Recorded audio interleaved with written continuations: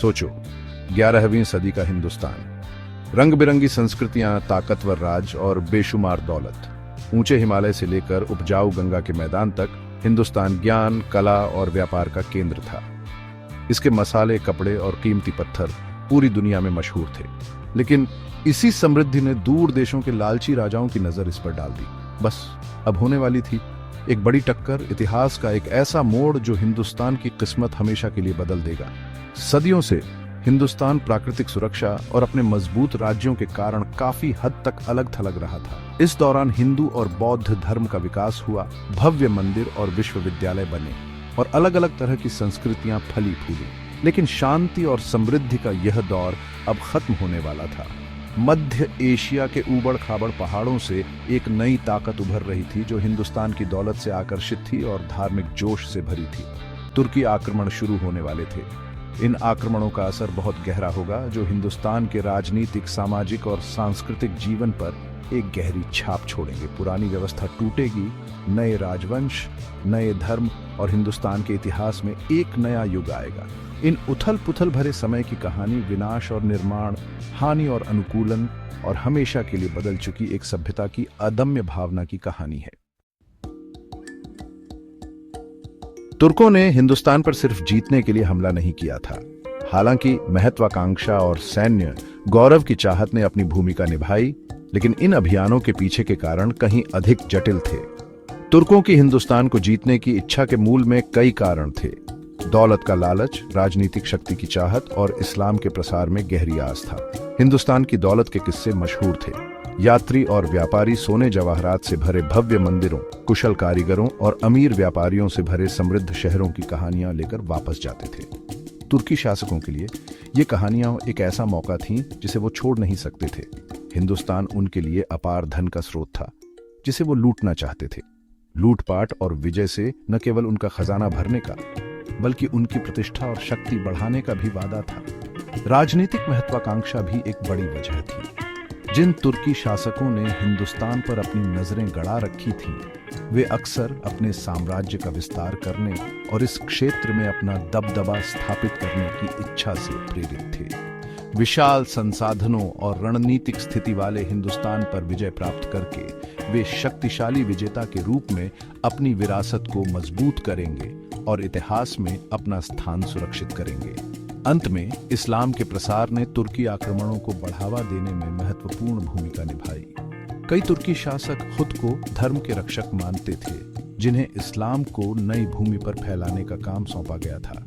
विविध धार्मिक पृष्ठभूमि वाला हिंदुस्तान धर्म परिवर्तन के लिए एक उपजाऊ भूमि थी। इस प्रकार हिंदुस्तान की विजय न केवल एक सैन्य अभियान था, बल्कि एक धार्मिक युद्ध भी था जो इस विश्वास से प्रेरित था कि वे एक दिव्य मिशन को अंजाम दे रहे हैं। मध्य एशिया से एक शक्तिशाली योद्धा राजा उभरा जिसने हिंदुस्तान के इतिहास पर अपनी अमिट छाप छोड़ी। उसका नाम महमूद गजनी था और उसके लगातार अभियानों ने भारत तुर्की संबंधों का रुख हमेशा के लिए बदल दिया।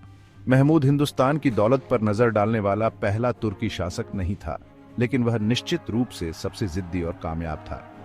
1000 से लेकर 1027 ईस्वी के बीच उसने हिंदुस्तान पर 17 बार हमला किया, हर बार अपने सैन्य कौशल और लूट के अतिरिक्त भूख का प्रदर्शन किया।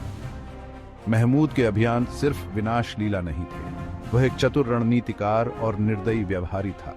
उसने अपने निशाने सोच समझ कर चुने, अमीर शहरों और मंदिरों पर ध्यान केंद्रित किया जहां से सबसे ज्यादा लूट मिल सकती थी। पवित्र शहर थानेसर से लेकर व्यापार के व्यस्त केंद्र मुल्तान तक महमूद की सेना ने उत्तर भारत में लूटे गए मंदिरों और हारी हुई सेनाओं का निशान छोड़ दिया। हालांकि दौलत के लालच से प्रेरित महमूद कला का संरक्षक और एक धर्मनिष्ठ मुस्लिम भी था। वह अपने भारतीय अभियानों से विद्वानों, कवियों और कारीगरों को वापस लाया, जिससे उसकी राजधानी गजनी का सांस्कृतिक परिदृश्य समृद्ध हुआ। उसके शासनकाल ने भारत तुर्की संबंधों में एक नए युग की शुरुआत की, जो संघर्ष और सांस्कृतिक आदान प्रदान दोनों से चिह्नित था। भारतीय इतिहास में वर्ष 1025 ईस्वी को गहरे नुकसान और स्थायी किंवदंती दोनों के समय के रूप में याद किया जाता है। यह वह वर्ष था जब महमूद गजनी अपनी शक्ति के चरम पर प्रसिद्ध सोमनाथ मंदिर भारत के सबसे धनी और सबसे पवित्र तीर्थ स्थलों में से एक पर अपनी नजरें गड़ा दी। भगवान शिव को समर्पित सोमनाथ मंदिर भारत के पश्चिमी तट पर स्थित था। इसकी विशाल संरचना आस्था और समृद्धि का प्रतीक थी। सदियों से तीर्थयात्री इसकी पवित्रता और आध्यात्मिक शांति के वादे से आकर्षित होकर इसके पवित्र हॉल में आते रहे थे। भक्तों के चढ़ावे से इसका खजाना भरा हुआ था, जिससे ये महमूद के लालच के लिए एक बड़ा लक्ष्य बन गया। सोमनाथ की घेराबंदी तुर्की सैन्य शक्ति और रक्षकों के हताश साहस दोनों का प्रमाण थी। कई दिनों तक मंदिर के रक्षकों ने महमूद की सेनाओं को रोक कर रखा, लेकिन परिणाम अपरिहार्य था। लूट के वादे से प्रेरित और धार्मिक जोश से भरे तुर्की आक्रमणकारियों ने अंततः मंदिर की सुरक्षा को भंग कर दिया। सोमनाथ की लूट ने पूरे भारत में सदमा पहुंचाया। मंदिर का विनाश केवल एक भौतिक नुकसान नहीं था, बल्कि भारतीय लोगों के सामूहिक मानस के लिए एक विनाशकारी झटका था। इसने एक नए युग की शुरुआत की, जिसमें बाहरी खतरों के लिए भारतीय राज्यों की भेद्यता क्रूरता से स्पष्ट हो गई। सोमनाथ के पतन की कहानी सदियों तक गूंजती रही, जो आक्रमण की विनाशकारी शक्ति और विपत्ति के सामने आस्था के लचीलेपन दोनों की याद दिलाती है। इतिहास के विशाल पृष्ठों में कुछ क्षण ऐसे होते हैं जो राष्ट्रों की नियति को आकार देते हैं, जैसे साम्राज्य के सपने जिन्होंने भारत के भाग्य को बदल दिया। तुर्की आक्रमण केवल एक विजय नहीं थी, यह एक गहरा परिवर्तन था जिसने भारतीय सभ्यता के पाठ्यक्रम को बदल दिया। महत्वाकांक्षा और धन के आकर्षण से प्रेरित होकर ये सपने आक्रमणकारियों को दुर्गम बाधाओं को पार करने और अनगिनत चुनौतियों का सामना करने के लिए प्रेरित करते थे। यह एक ऐसा समय था जब साम्राज्य उठते और गिरते थे, और इन सपनों की गूंज आज भी समय के गलियारों में गूंजती है। जैसे जैसे हम इस आकर्षक अध्याय में गहराई से उतरते हैं, हम उन जटिल उद्देश्यों और अथक प्रयासों को उजागर करते हैं जिन्होंने इन आक्रमणकारियों को प्रेरित किया। उनका दृष्टिकोण केवल जीतना नहीं था, बल्कि एक स्थायी विरासत बनाना था जो समय की कसौटी पर खरी उतरे। हमारे साथ जुड़े जब हम साम्राज्य के सपनों और भारत के इतिहास के समृद्ध ताने बाने पर उनके द्वारा छोड़ी गई अमिट छाप का पता लगाते हैं।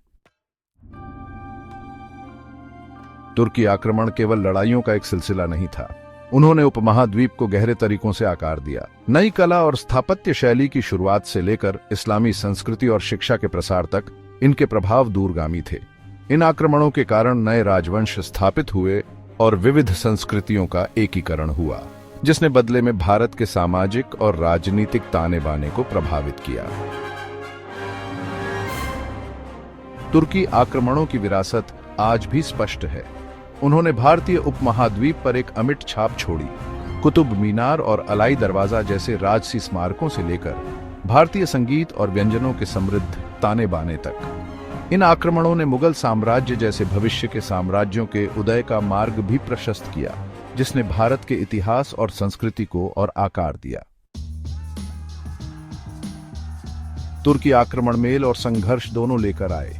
एक ओर उन्होंने एक सांस्कृतिक समामेलन को सुगम बनाया जिसने भारतीय समाज को समृद्ध किया।